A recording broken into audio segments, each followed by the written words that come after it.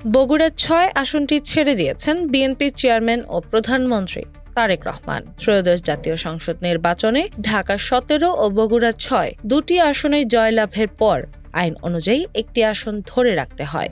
সে অনুযায়ী তিনি ঢাকা ১৭ আসন রেখে বগুড়া ৬ আসন ছেড়ে দেন। সোমবার ১৬ ফেব্রুয়ারি এই বিষয়ে চেয়ারম্যান স্বাক্ষরিত চিঠি প্রধান নির্বাচন কমিশনারের কাছে পাঠানো হয়। ফলে আসনটিতে উপনির্বাচন অনুষ্ঠিত হবে, যদিও এখনো তফসিল ঘোষণা করেননি নির্বাচন কমিশন।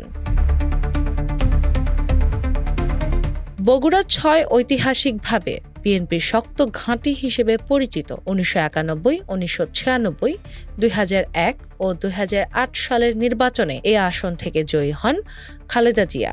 ২০১৮ সালে নির্বাচিত হন মির্জা ফখরুল ইসলাম আলমগীর। পরবর্তীতে উপনির্বাচনে জয় পান গোলাম মোহাম্মদ সিরাজ।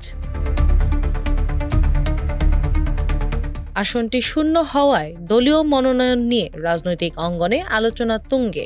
সম্ভাব্য প্রার্থী হিসেবে আলোচনায় রয়েছে তারেক রহমানের স্ত্রী জুবাইদা রহমান ও মেয়ে জাইমা রহমানের নাম। পাশাপাশি বগুড়া জেলা বিএনপির সভাপতি ও সাবেক মেয়র রেজাউল করিম বাদশা, AKM মাহবুবুর রহমান, সাইফুল ইসলাম, সাবেক সংসদ সদস্য হেলালুজ্জামান তালুকদার এবং বিএনপি মিডিয়া সেলের আহ্বায়ক মওদুদ হোসেন আলমগীর পাভেল এর নামও শোনা যাচ্ছে।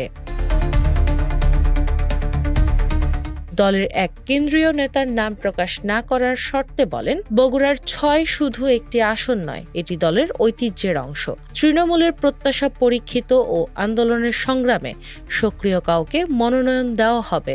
তফসিল ঘোষণার পর দলীয় হাইকমান্ড চূড়ান্ত সিদ্ধান্ত জানাবে। এবারের উপনির্বাচনে জিয়া পরিবারের কেউ প্রার্থী হবেন নাকি অন্য কোনো নেতা সুযোগ পাবেন, সে সিদ্ধান্ত এখন বিএনপির শীর্ষ নেতৃত্বের হাতে।